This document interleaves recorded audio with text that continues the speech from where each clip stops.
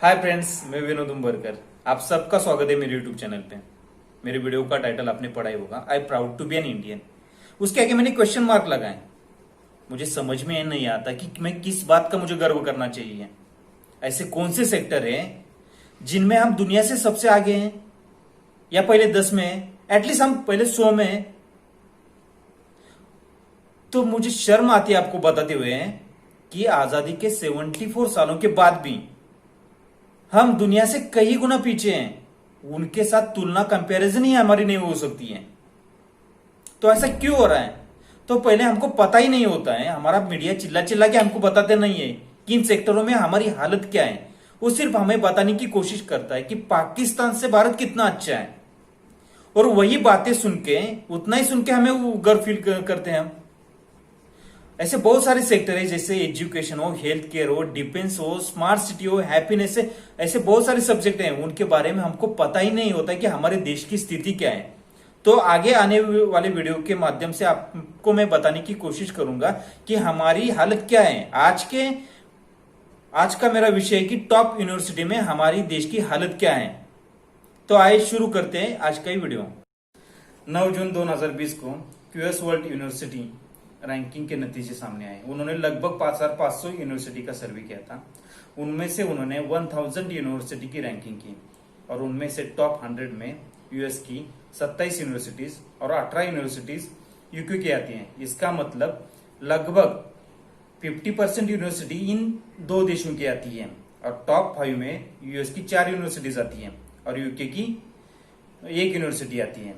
उनमें पहले नंबर पर है MIT यूनिवर्सिटी, सेकंड नंबर पर है सैनफोर्ड यूनिवर्सिटी, थर्ड नंबर पर है हार्वर्ड यूनिवर्सिटी, और चौथे नंबर पर है कैलिफोर्निया इंस्टीट्यूट ऑफ टेक्नोलॉजी, पांचवें नंबर पर है ऑक्सफोर्ड यूनिवर्सिटी, और सातवें नंबर पर आती है कैम्ब्रिज यूनिवर्सिटी। और आशिया देशों में चाइना की 6, जापान की 4, ताइवान की 1, मलेशिया की 1, हांगकांग की 1 और रशिया की 1 यूनिवर्सिटी है। और टॉप 100 में इंडिया की एक भी यूनिवर्सिटी नहीं है। तो हमारी टॉप की यूनिवर्सिटी है, उनकी रैंकिंग क्या है?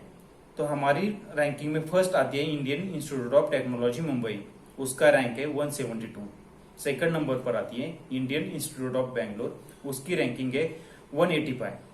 और तीसरी है Indian institute of technology Delhi, उसकी रैंकिंग है 193। उससे भी बुरा हाल ये है कि 2 साल पहले जब ये सर्वे हुआ था, तब हमारी टॉप की यूनिवर्सिटी IIT मुंबई, उसका रैंकिंग था 152। अब 20 अंकों से घटकर वो 172 आया है।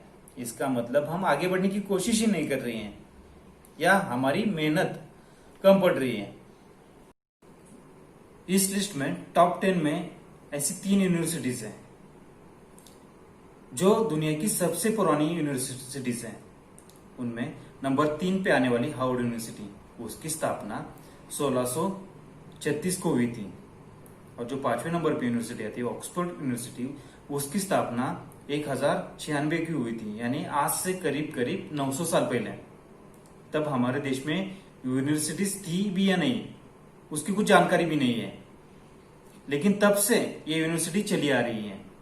और जो 5वें नंबर पे यूनिवर्सिटी है, उसका नाम है कैम्ब्रिज यूनिवर्सिटी, उसकी स्थापना 1209 को हुई थी। ये तीनों यूनिवर्सिटी इतनी पुरानी है, लेकिन फिर भी आज चली आ रही है, और नंबर 10 के अंदर है वो। और आज भी उनका नाम हम बड़े गर्व से लेते हैं। उनके होने का हमें गर्व है। और जो हमारे देश में सबसे पुरानी जो यूनिवर्सिटी है, उसकी स्थापना भी अंग्रेज लोगों ने की है। वो उनकी ही मेहरबानी है कि हमारे देश में यूनिवर्सिटी चालू हो गई। हमारे देश में सबसे पहली जो यूनिवर्सिटी थी, उसका नाम था Senate of Shrirampur, West Bengal. और उसके बाद 1857 को और 3 यूनिवर्सिटी की स्थापना की, वो भी अंग्रेजों ने की है। उनका नाम था university of Calcutta, university of Bombay, university of Madras. और आज जो हमारे लिस्ट में टॉप में इंडियन यूनिवर्सिटी है IIT मुंबई। ये IIT की शुरुआत कांग्रेस के जमाने में हुई है, और उस टाइम पंतप्रधान थे पंडित जवाहरलाल नेहरू। यानी ये कांग्रेस की मेहरबानी है कि IIT जैसी यूनिवर्सिटीज उन्होंने हमारे देश में चालू की। तो हमें उनका भी गर्व करना चाहिए। इन सब से हमें पता चलता है कि हमारी यूनिवर्सिटीज कम पड़ रही है इंटरनेशनल लेवल में कॉम्पीट करने के लिए।